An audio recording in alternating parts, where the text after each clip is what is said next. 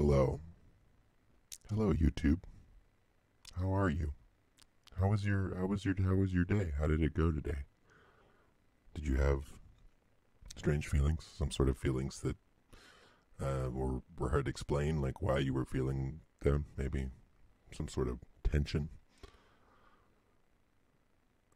I'm realizing if we're going to be here on YouTube and try to continue to talk about what's going on in the world, that we're going to need to find some new sort of language, some new way of talking about things where you're not actually saying the trigger words or the important actual facts of the matter, but where we can still talk to the heart of the issue. Like this beautiful picture that I'm showing you, I think you can appreciate the beautiful trees here on the side.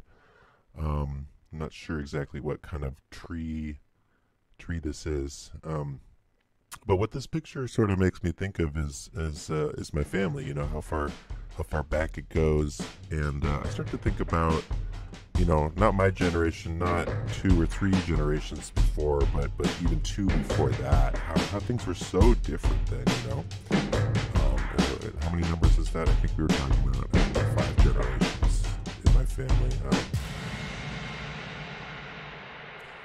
Maybe that's the tactic there, to just try to mix it up a little bit, and so we can talk about stuff, but we're not really talking about stuff. We're just talking about, um, you know, beauty in nature and the power of the natural world to affect us, and just what kind of thoughts those ideas trigger in you. Does this have any sort of effect on the way you're going through your day? Do these things that are happening out in the world have a direct impact on you, your psyche, your actions, your emotions? I would say yes. I would say yes. It's impossible to ignore. And we do live in a very complex system. There are many, many, many, many factors influencing you at any given moment, which makes it so hard to sort of untie the knot. I guess it's not really possible to fully untie it, because even with the strongest scientific measurements, with all of the best state-of-the-art sensors and data collection, everything that's available to us these days, you're still not going to get to the bottom of it. There's gonna be error, even in the most elaborate scientific studies, even in the most, in anything. So I don't really see that as sort of a limitation or something bad or terrifying. I think you just have to simply embrace it and realize that when you're looking for causation, when you're looking for somebody to blame, somebody to finger, somebody to just explain it all away, that's not really going to be possible. Or if somebody gives you the answer to that question, that it's not really going to be the truth, that it's going to be an approximation, it's going to be a vague sort of, not a lie, but a truth in a certain way, but not the actual truth. That's what I'm trying to get at. That even if you're studying something explicitly, and you can look to the finest quanta, you have the most state-of-the-art everything about whatever field we're talking about, even with all that technology, even with the power of your mind, you're still really never going to be able to get to the bottom of it. But again, I don't think that's a reason to not study, to not think, to not inquire into things. So let's start talking about these pictures. This is another just beautiful shot of the city. I just like to take pictures of throughout the day, what's going on there. And so these buildings here in the picture are really not what I'm trying to focus on. This is actually from a couple days ago, and that's why I really need to start doing this every night, because the data is sort of cumulative and collects. So what you can see in this image is just a pure, very powerful blue color. Unbelievable blue color here that I can see, towards the top Looks like my pointer's not showing it, but as you can see towards the top of the, oh, there it is actually. Yeah, towards the top of the image, there's sort of this color blue in it, and it definitely comes down to this sort of blue. And what you see right there in the center, towards the center, is the moon. Actually, this was a full moon, almost near full moon that was visible at this time of day. It's actually still not full yet. So, but what I thought was very interesting, there was a long stream of many days here where there wasn't anything other else visible in the sky other than the moon or this beautiful, just sort of deep blue color that we had. It went on for maybe, I want to say 3 or 4 days, and it didn't matter what time of day I looked up, what else was going on. It was this wall-to-wall blue sky. I don't think I saw anything else for maybe, I want to say 4 days. It just looked like this. It looked exactly like this. And this sort of powerful color change that happens the higher you get up in the image, where it really ends up being this very dark sort of blue. So, but then this was the next day, right? And all of a sudden, it's a totally different picture. This is a different experience. Here I'm seeing a lot more sort of milkiness. That color is still definitely visible through the image, but what I'm seeing here is sort of, you know, areas that are overlapping, areas that are a little thinner, but in general, just a complete sort of blanketing and a change, obviously changing color according to that. There you can see the sun is up here shining through, but right, this was a very dramatic change just from one day to the next to have this basically a blanket covering everything, and this again was sort of wall to wall. It went all throughout the day. This is just, you know, a random image from throughout the day, but it could have been at any time during the day because this is what was being seen when you were looking up on that day. So, right, trying to track the progression, we go from this just crystal clear, getting into this, which was on the following day, and which bled into this, right? This is also from that same day. So this is the first day where we weren't seeing this really deep blue color in a couple days. And a lot of people have a lot of different names for this sort of phenomena, and I'm not really going to go into any of those specific words because I think that's counterproductive, right? We're really just trying to discuss the issue at hand, which is really just my observations of what's going on in the world, because that's the best that I can offer, the closest truth that I can contribute, you know, and cut out the hearsay, you know, because I just know that these are images that I saw with my own eyes. I took photos to sort of remind myself of what I was looking at, but this is a very faithful reproduction, and I can vouch for this whole thing, you know, and that's really good enough for me. I don't know if it's good enough for you, but these are all images that I took, so I know I can attest to their validity and also sort of track the changes and differences throughout time. So this, I would say, speaks for itself. This is an amazing. You get this when you take a picture of a bright object. You're inevitably going to get lensing. The image, the bright light, tends to bounce around whatever is collecting that light and sort of reflect in strange ways. So you know, you're always going to see, especially with like an iPhone. Most of these are taken on the iPhone, so you're always going to see something like this little. Let's get even closer, right? And this is sort of always this sort of teal blue color, because that's, I guess, what the lens material is made out of. And so obviously you're always going to see sort of artifacts like that. What I don't always see when I take images of this bright object are these lines sticking straight out to both sides. That's something I've been seeing often when I've been imaging this object. And that's regardless of the circle that is surrounding this object, right? And it's actually pretty fascinating that it's connecting to the walls of the circle, and then putting this full pattern.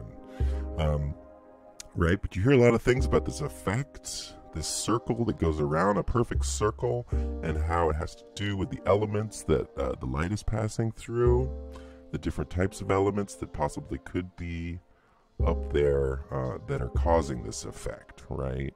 But what I want to sort of highlight is this effect happening a literal day, just a single day after we saw this, right? Sort of a clean slate, ready to get going, right? This is if I was a painter, this was sort of the canvas that I would want to look at, right? Real clean slate. You can really get to work here, because you're not going to be having to erase stuff. You're not going to be having to move things over. You got your canvas. It's ready to go, right? And then it's just a beautiful opportunity for you to place like something like this and make it readily visible. We can see the sort of fluffiness. It's similar to the other image, but didn't really get this perfect circle until the sun was in this position. But again, I'm not going to be the first to talk about this phenomena, the first to image it, but it was very readily available. And this was, I believe, 2 days ago. That's why I just have my short-term memory is a disaster, so it's probably better if I just do these every day, and so they can get up and then, compare and contrast and see where the information leads from there. But it is also interesting to do these back to back, so you can sort of compare there. So now this is from actually today, I believe, and this is a different scenario now. As we could see, it's a little more sort of fluffy. We get sort of patches that are more concentrated than others, and then gaps in between, right? That's a lot different than is this the right image? No, not that one. What we were seeing in, right, this was the day after, right? But this is definitely a little more thick, a little more thoroughly covered, and more uniform in shape than I would say this image from today, which is right, just a little more globular, a little more cohesive. We still have major coverage, right? This is definitely all over, but just not the same homogenification that we saw from, it's sort of a black and white experience to go from a blank canvas to a really homogeneous sort of covering, right? And then I have it sort of break up and come into this. Let's see what this image is. Yeah, this is actually, you can see some of this effect on the screen. I'm going to try not to take too many pictures directly through glass or any sort of other medium to distort, because then you end up with that effect, which you can see. But this was an image from today, and this is, again, a totally different experience. This is, I'd say, the happy medium. This is the blast from the past that we all sort of remember, where there is blank canvas, there's beautiful coloring here. This is obviously a very pure view of directly what's in front of us, and then that sort of offset with this very pure, natural looking, it's like I just want to get up there and sort of lay in these things. They're just so beautiful, right? And that's sort of the traditional memory that we all have of these objects. And what happens when you look in this direction is this fluffiness. Like that's a place that you would want to be, that you would want to hang out right here, maybe right around here, just lay down and take a nap for a little bit. That's definitely not the emotion that I'm getting from, well, not from that one, and definitely not from any of these other ones. And this is very rare. There was actually some liquid coming out of these. It got quite wet, I would say. And it was all through the night, and then maybe a little bit during the day. And this is the type of scenario that creates that sort of condensation, let's say, because there's not going to be any sort of condensation coming out of those previous images. So it does make sense that we had a big break in the wetness, and that then started to come back when we were seeing these clouds. So right, and this is just a handful of days, couple days tracked back to back, so you can sort of see the progression. And again, it's just one person, it's just one camera, And again, there's so many variables, right? Location, all these different things. But what I wanted to bring it full circle with is this was another image from today when things have sort of cleared out a little bit. But I hope you can see the difference in color here. This is a shot of a very very similar direction, but just notice this color. It's very sort of hollowed out, much more uniform top to bottom. I would say not very dark as it gets to the top. Definitely you see the same sort of lightness here in the lower sections, but again, sort of top to bottom, the whole full picture is just, it's much more washed out, much more uniform, I would say, than this image from a couple days ago. I would say it's like day and night. This is a completely different tone up here. And again, these are taken with the same exact camera, slightly different location, but very close together, I would say. And just compare and contrast. But look at this one again. Wildly different. You would say, you know, certain people would describe both of these images as sort of the same. I don't see any sort of liquid-inducing objects anywhere near any of these images, but I hope you can see the difference, the wild difference in just so many factors here. And you know, we're just talking about image light perception. There's so many other factors that we can't get into, you know, unless we have more data that's being collected.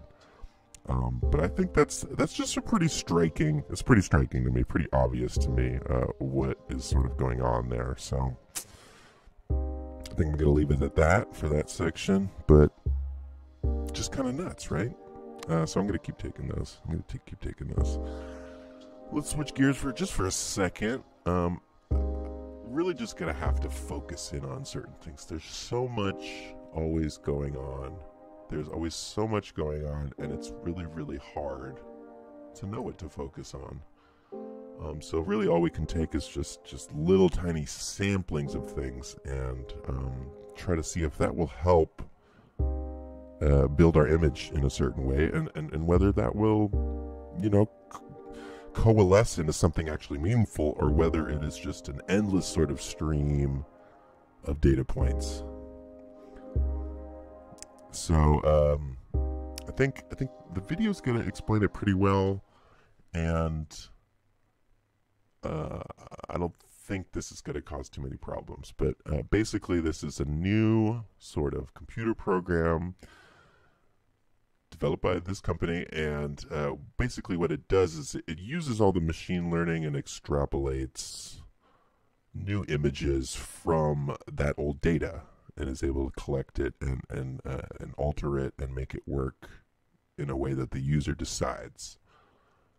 With very, very simple commands, that you're able to come up with lifelike looking images. And this is just a very just sort of moment in time in the AI machine learning experience, but I think a very telling one about where things are headed. So let's try and darken that up a bit with some cloud. Oh, that's wonderful. What if let's try waterfall just by pulling water down from the top there. Okay. Wouldn't it be great if everybody could be an artist? If we could take... And that's my favorite line from this thing. Wouldn't it be great if everybody could be an artist? And I think that's sort of definitely where culture in general is headed, and just, you know, society as a whole, and sort of the push is that, you know, being special is cool, but why can't everybody be special? Everybody should be special in their own special way, and they should feel empowered, like they're able to do anything, really, and that nothing really is worth spending too much time on, you know, because that's definitely going to be artistry in general all throughout the ages. It takes time. You have to dedicate your life to it. Because getting to real sort of the root of knowledge, which any great artist is going to be finding, if they become any artist of merit, you have to do a deep dive into a certain section of this world and really get to the bottom of it, what are these sounds? What are these colors? What are, insert the blank for the art, but you're really going to need to go to town and understand front to back that concept the best that you can. And the more you understand it, the better your art's going to get, the more advanced the whole experience is going to become. But that's apparently not where things are headed. It'd be much better if anybody could be, say, Picasso. If you just got up out of, your crib one day and you just had some inspiration, but you just couldn't, you can't just quite get it. You can't get it quite right. So it might as well have some help from our friends here. And this, I think it just shows, it's pretty obvious what's going on here, where this is all headed. Because I think yeah, maybe in the end it would be better if everybody could just finger paint a masterpiece. But then, what does that say about the value of art or artistry or investing any sort of serious time in any skill if it's going to end up being usurped by the machine learning? And done and sort of embraced and done with joy through the user and the creator. And this guy's a perfect example. Just look at his smiling face as he says that statement. If we could take our ideas and turn them into compelling images, this technology allows us to compelling images. Wouldn't it be great if everybody could be an artist? If we could take our ideas and turn them into compelling images?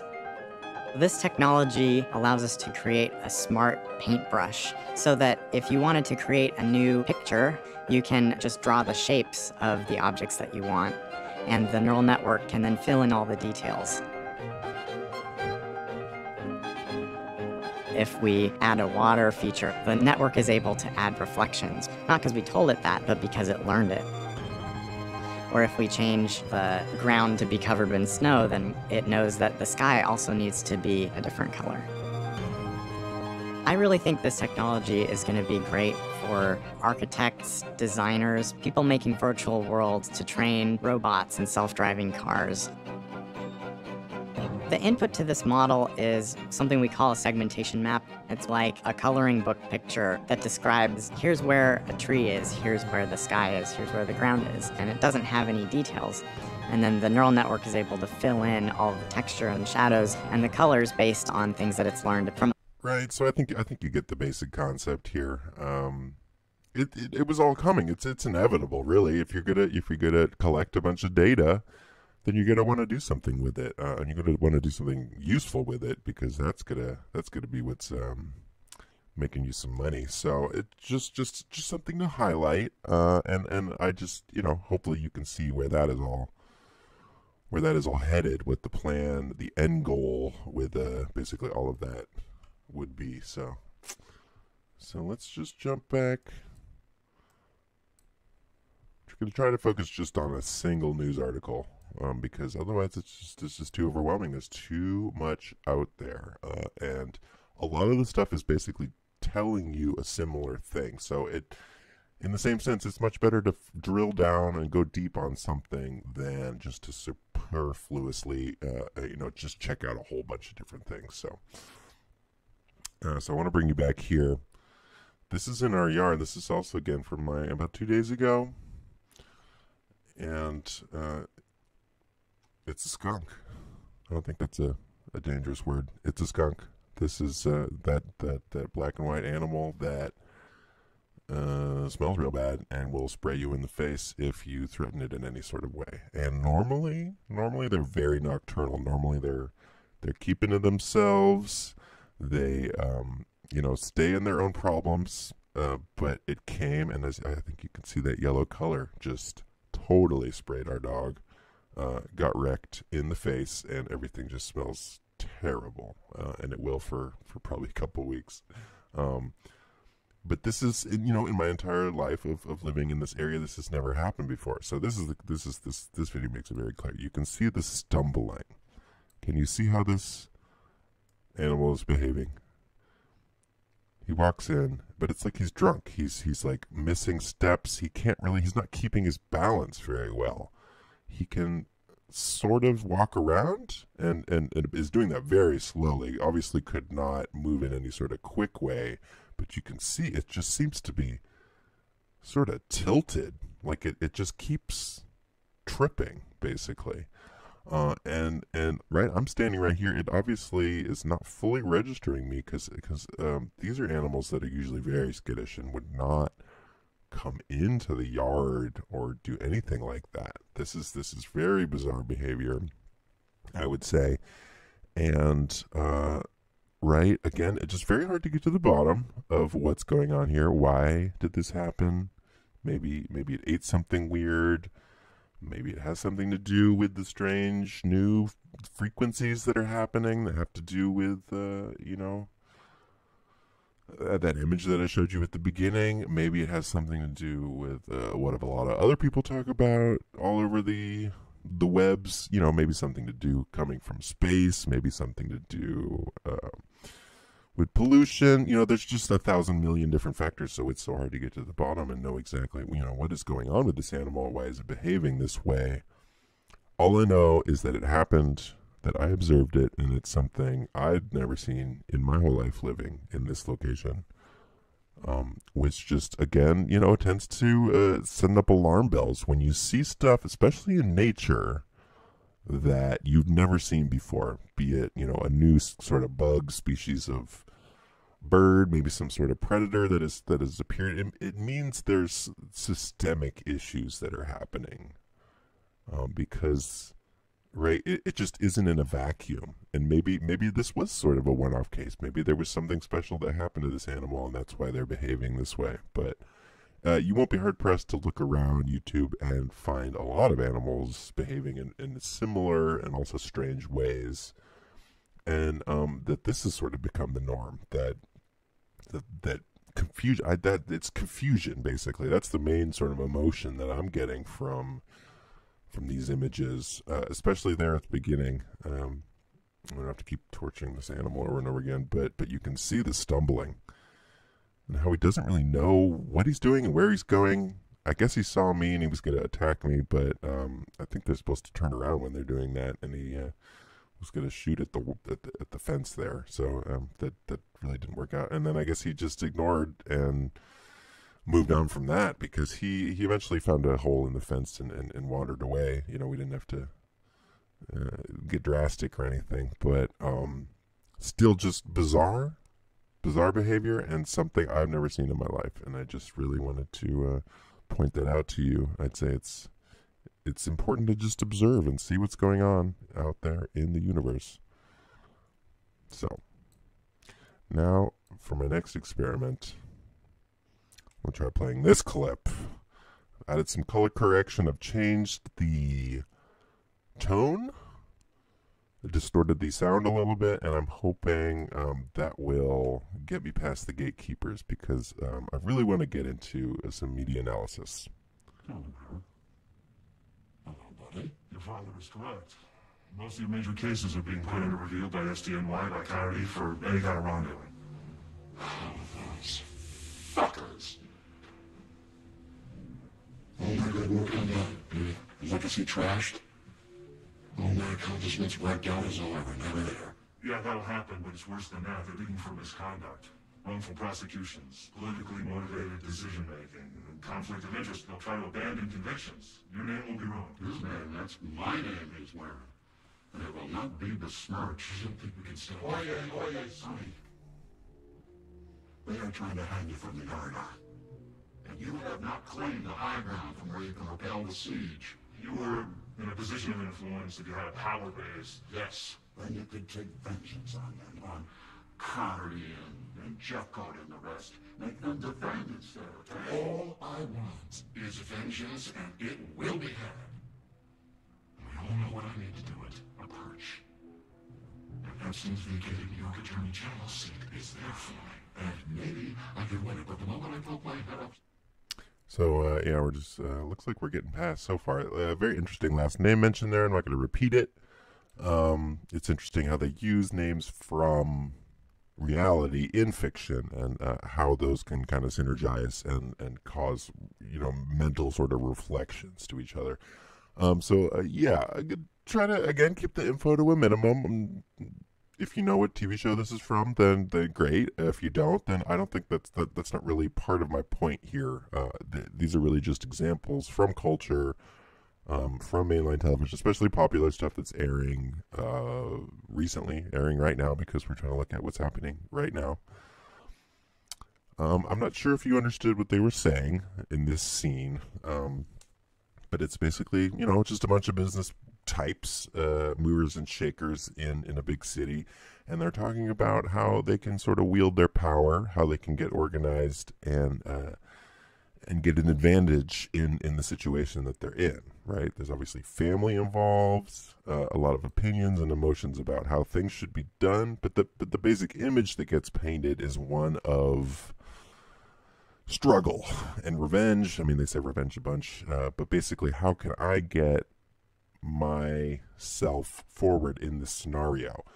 And so, if we have this portrayed on TV, then that's the sort of image that it will paste onto any other sort of ideas that you may have towards other people that are in power, how it is to have power, and how difficult basically it is to hold on to the power, how you have to constantly be jockeying and looking for an advantage and looking for a way to one-up your competitors, because it's sort of a, especially at the higher levels, it's a Shark Tank out there. Everybody's fighting for their piece of the pie, and you're gonna need to be cutthroat. You're gonna need to,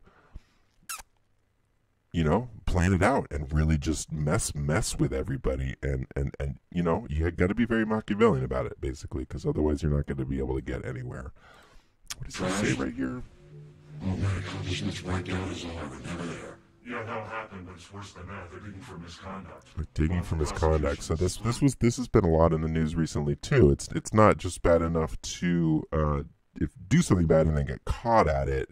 It's the graver implications of any sort of inquiry that might get started and continued from that misconduct, and whether that is justified and whether you're able to sort of squeak around that or not. Yeah. And it speaks to that whole concept of, what is punishment, what is available, what are the options that you have when you're in these sort of positions of power, and how hard is it to wield that influence over people. What I noticed mostly from the scene is that these are big fancy types that are trying to make a plan for themselves. They don't always work together. They don't know what the other people are thinking in their world. They're constantly trying to figure out the best way to get through. It's not like they all work together. They don't sign contracts. They don't agree together. They don't meet, the upper echelon of the city. That's not what they do. They're all just, maybe there's some tenuous alliances, but most of it is just, tooth and nail fighting, everybody trying to get a one-up on something. And that's just a very cozy story, I would say, for how the world works. People don't really make deals, backdoor deals, or plan stuff ahead. They're all just trying to fight it out the best that they can. And that's just it's a great story, I would say. Later, guys. Fake Truth out.